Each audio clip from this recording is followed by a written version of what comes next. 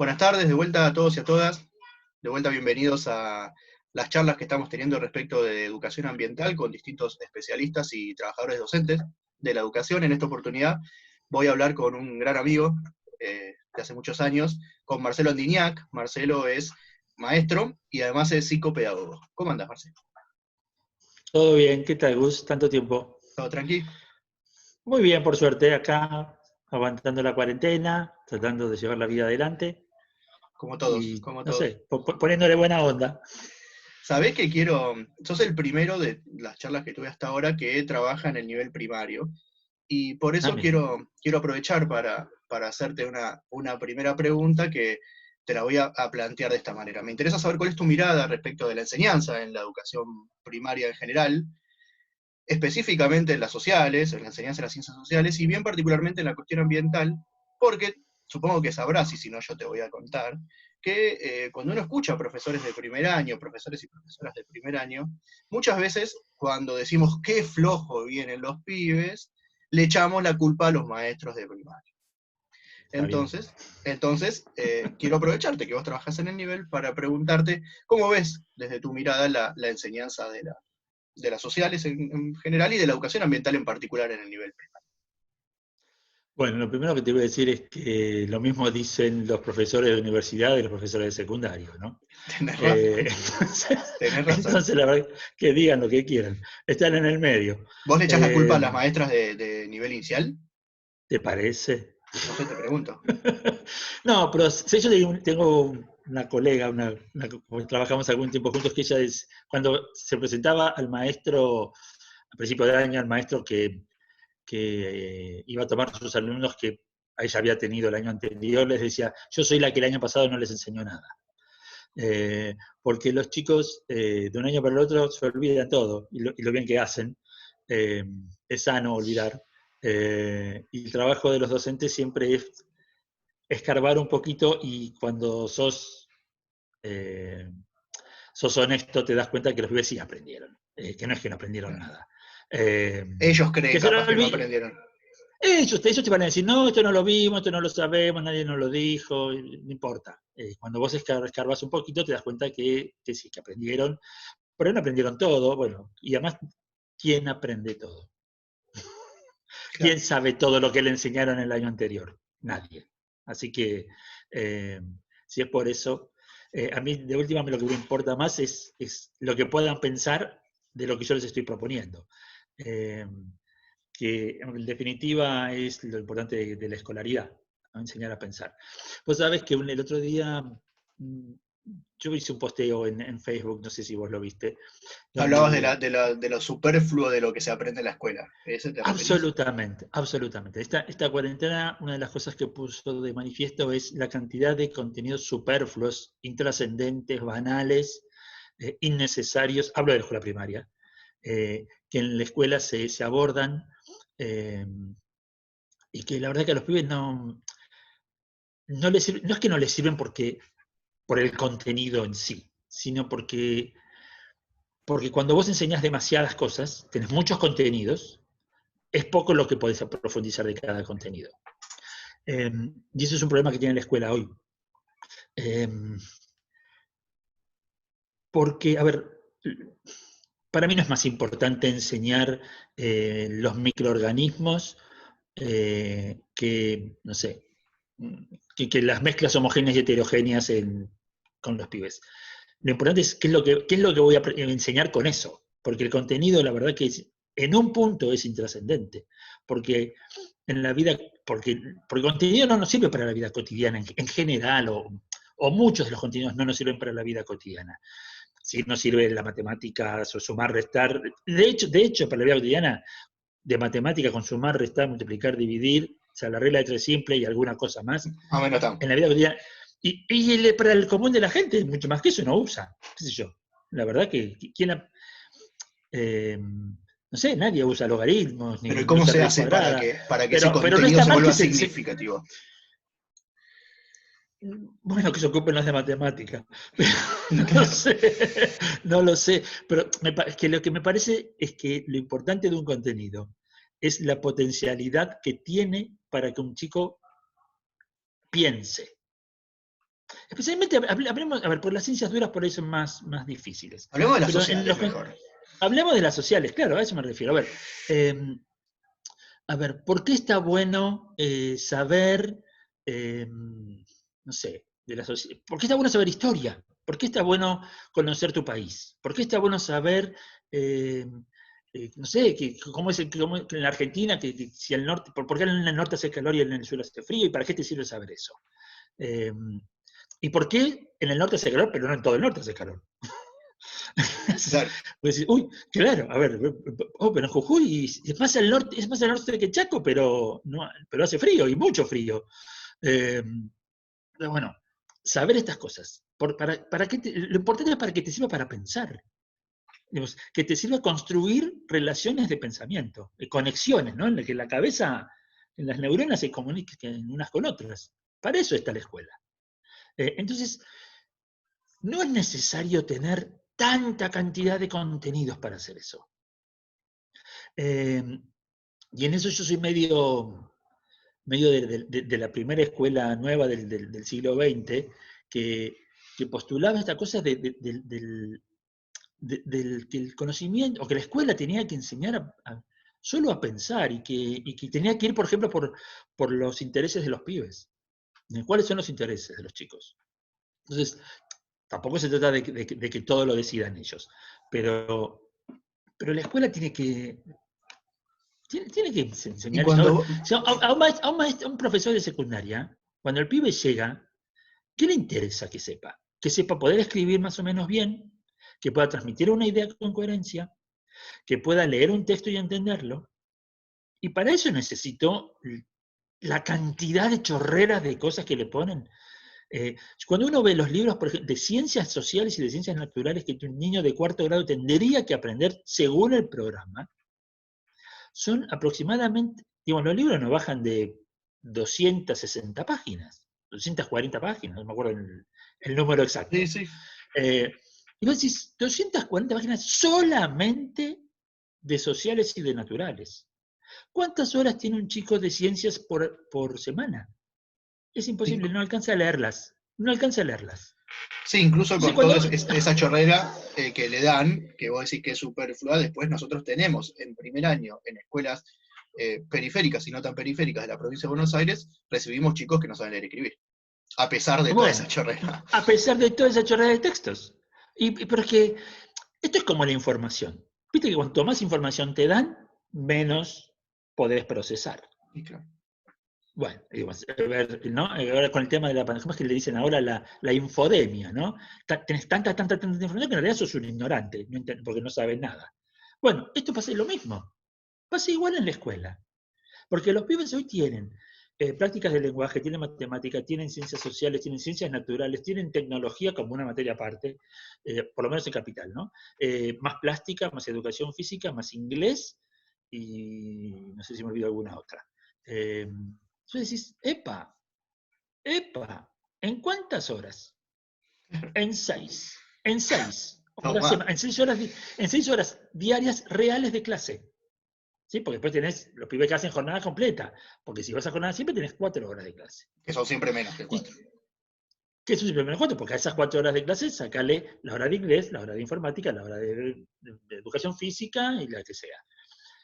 Y yo siempre planteo esto. Viste que siempre se dice, los viejos, ¿no? Mi papá, ¿no? Que decía, bueno, nosotros sabíamos y aprendíamos y entonces yo digo, ¿qué cantidad de contenidos tenían los pibes de hace 60 años cuando iban a la escuela? ¿Qué estudiaban desde dónde, qué estudiaban de historia? Bueno, la historia se terminaba en el siglo XIX, porque el siglo XX era la historia, era la vida de ellos. La geografía era un poco como que hablábamos en algún momento, es una geografía absolutamente física, descriptiva, memorística, pero eso le daba lugar a poder tener mucha más práctica del lenguaje, a leer otros tipos de textos, no son los que se leen hoy, pero se leían otros tipos de textos. Cuando yo empecé siendo maestro, horas y horas enseñándoles a los pibes análisis sintáctico. Horas de lengua. Pero aprendían historia nuestros viejos que tenían eso. ¿Aprendían historia o solamente aprendían nombres, fechas, y Bueno, aprendían a pensar me- mejor que ahora, como vos decías antes. mm, bueno, según la cultura de ese momento, sí. Lo que necesitaban ellos para vivir, Claro, sí. Digo, hoy nadie piensa que estudiar historia es estudiar las batallas o la cronología de los presidentes. Eh, pero a lo que me refiero es que el bagaje de conocimientos que, que ellos manejaban, o la cantidad de conocimientos que ellos manejaban, en volumen era mucho menor y más acorde a la capacidad. Porque, a ver, los pibes de hoy no son más inteligentes que los pibes de antes, ¿eh? La para nada. inteligencia humana no cambió en 100 años. Tenemos más información, acceso a otras tecnologías, pero pues si fuera así, no tendríamos chicos que no aprenden. Y tenemos infinidad de pibes que no aprenden. La capacidad intelectual del humano no cambió en 100 años. Y sí. Y sin embargo, intentamos meterle en la cabeza tanta cantidad de conocimientos que son improcesables. La escuela, yo creo que debería verdaderamente seleccionar mucho más, hacer contenidos más potentes y menos cantidad de contenidos. ¿Y Y ese menos trabajo cómo cantidad. lo haces vos? Vos te sentás a la hora de planificar a principios de marzo y de esa chuclera del diseño curricular agarrás algunas cosas para Elijo, profundizar. ¿Con qué elijo, sí. criterios elegís? Y te lo quiero preguntar específicamente en el área de sociales, ¿no? O de lo que vos quieras contar, pero ¿cuál es el criterio, según esto que estás exponiendo, que usás para recortar eso, que es tan largo, y profundizarlo? Cuando apenas conoces a Mira, tus chicos, capaz. Porque eso lo hacemos al principio del año. sí, bueno, también es cierto que uno, vos Lo va tenés una idea de ajustando, ¿no? qué cosas les interesa a un pibe de cuarto grado, qué cosas les interesa a un pibe de tercero y qué cosas les interesa a un pibe de séptimo. Sabés, digo.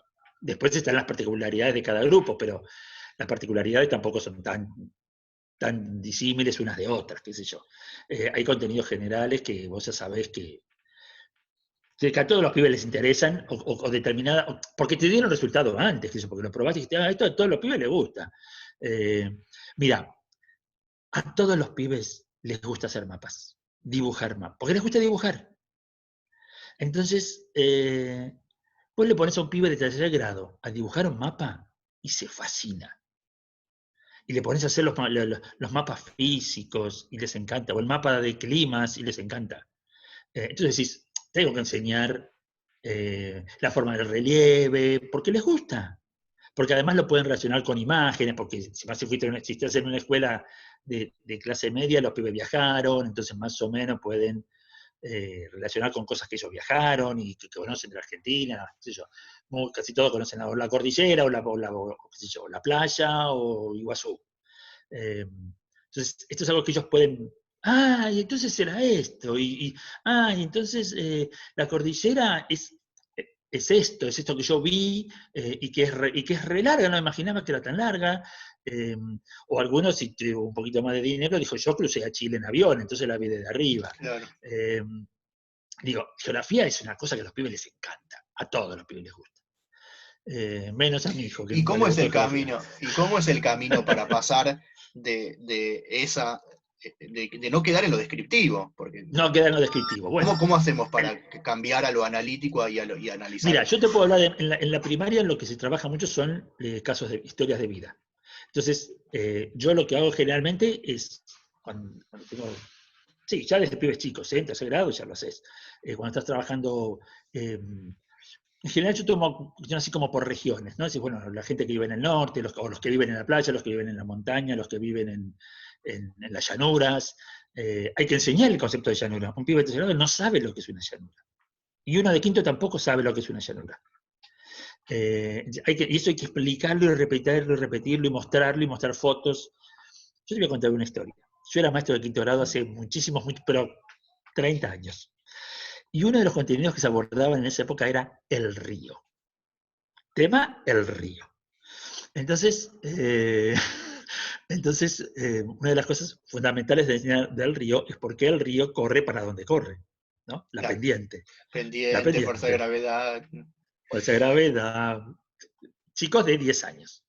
Entonces, hacíamos la maqueta, ¿no? Entonces, que si vos ponías el hilito de agua arriba, iba bajando, y si le poníamos obstáculos, el agua se iba corriendo, y lo hacíamos con todo eso.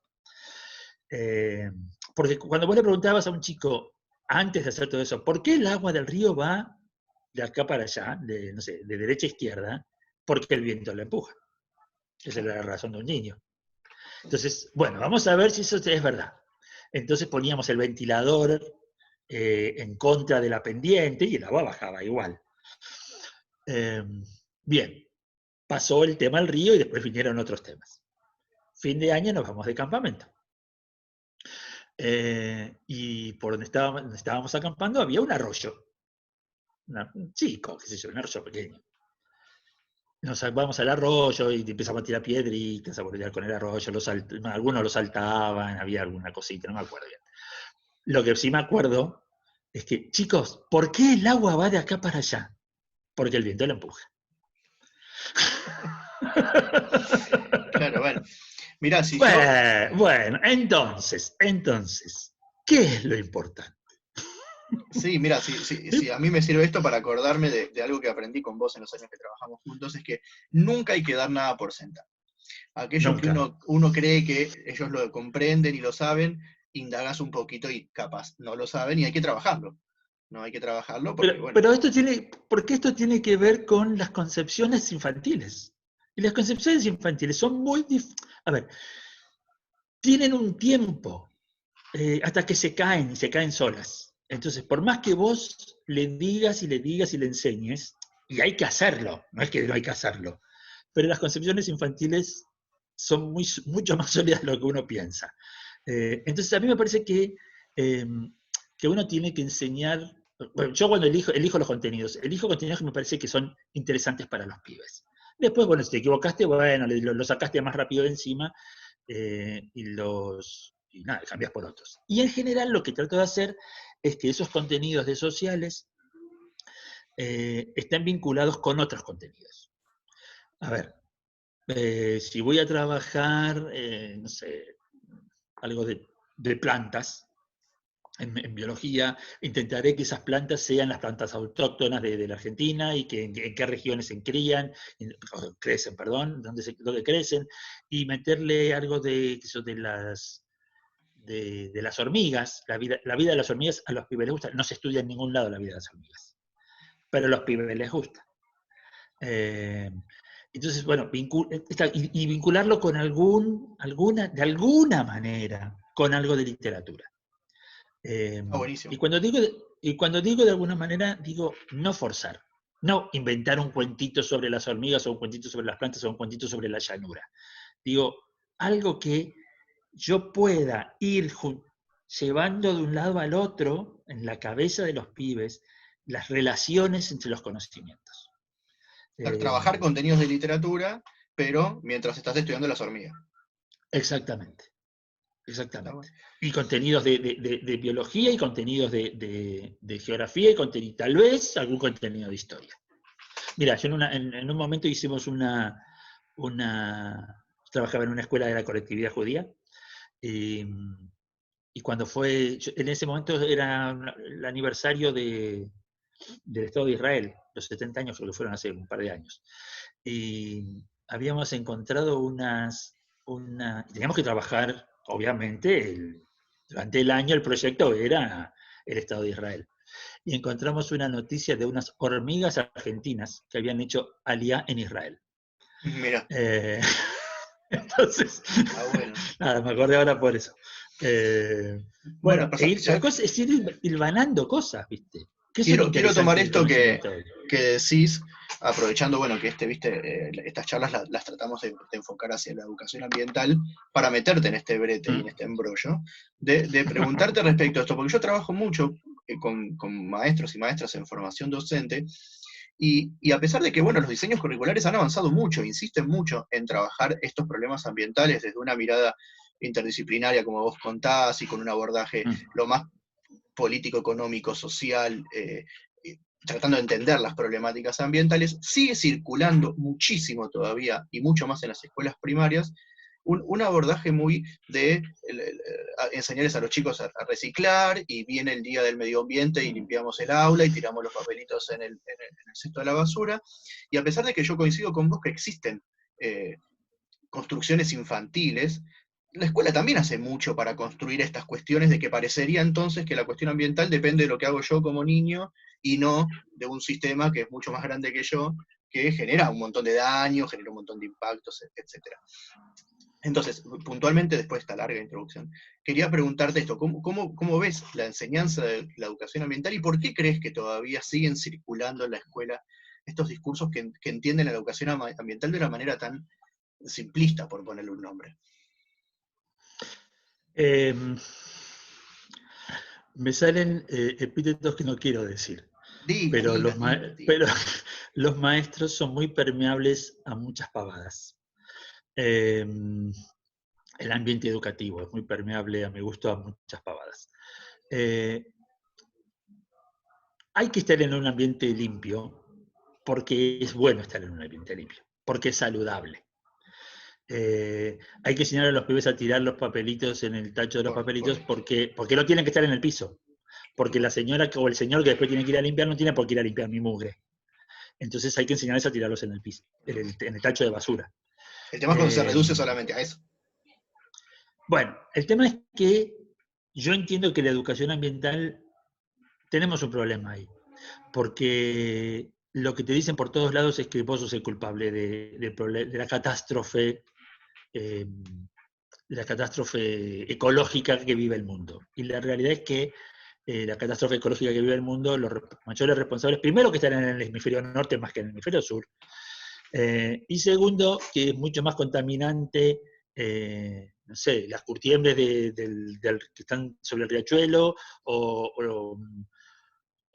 digamos, que produce mucho más impacto ambiental eso, o las fumigaciones de los campos y la cantidad de agregados que le ponen a la tierra y que todo eso va a los ríos y contamina las aguas mucho más que la basura que yo hago en mi casa.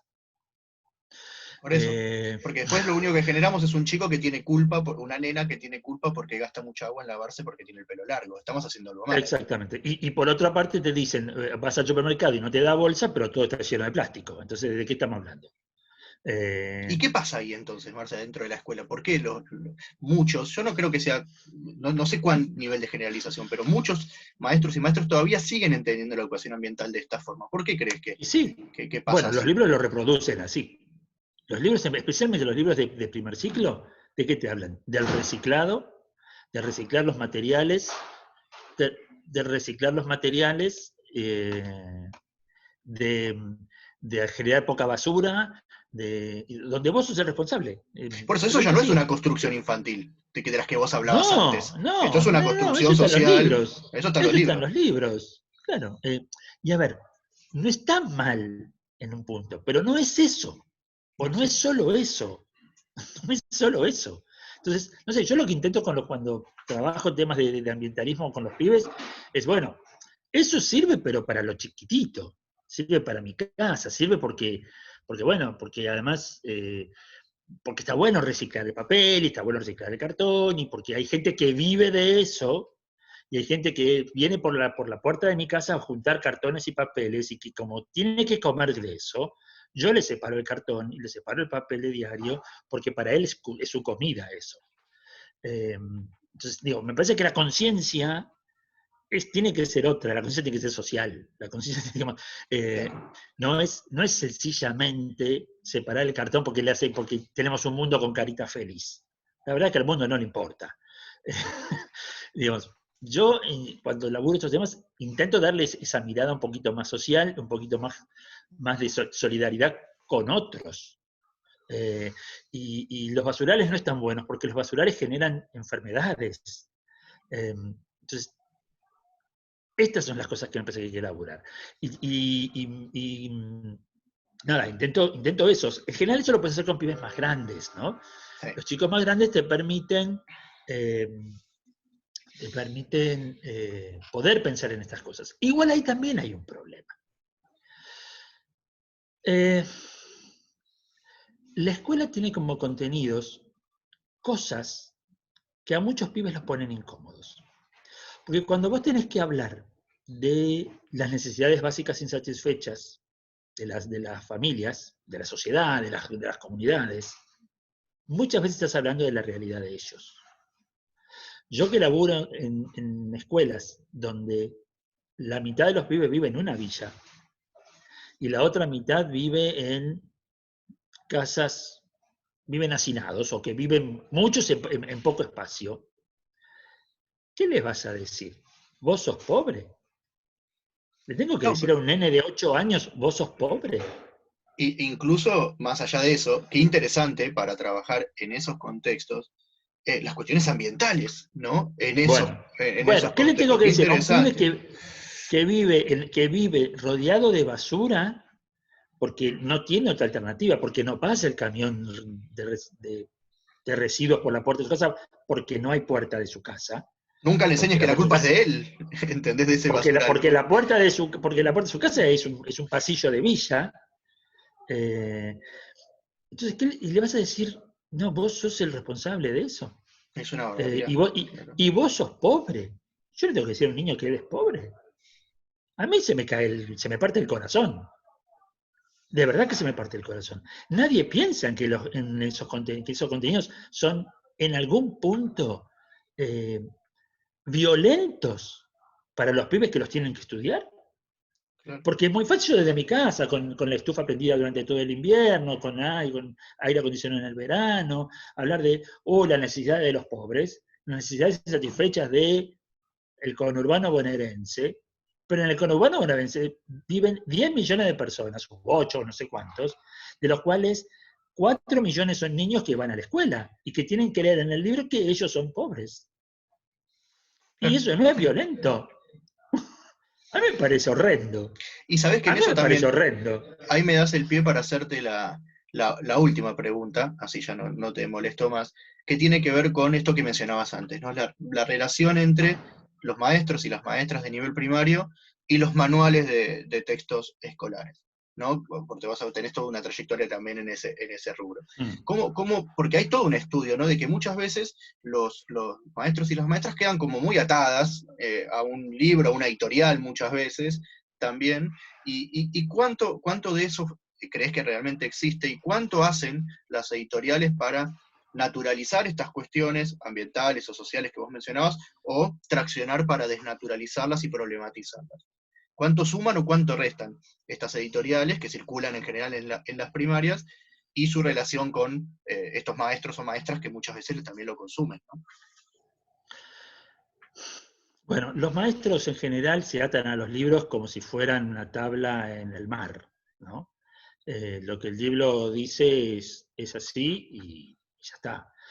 Muchos van también con prejuicios a los libros, ¿no? Entonces, este libro es bueno porque dice lo que yo pienso, lo cual en un punto no está mal, porque yo creo que también un libro es bueno porque lo que yo pienso está bien, pero, pero sin una actitud crítica, ¿no? Sin una cosa de leer antes de elegir el libro. Me gusta Santillana porque es Santillana, me gusta Estrada porque es Estrada y me gusta Mandioca porque es Mandioca.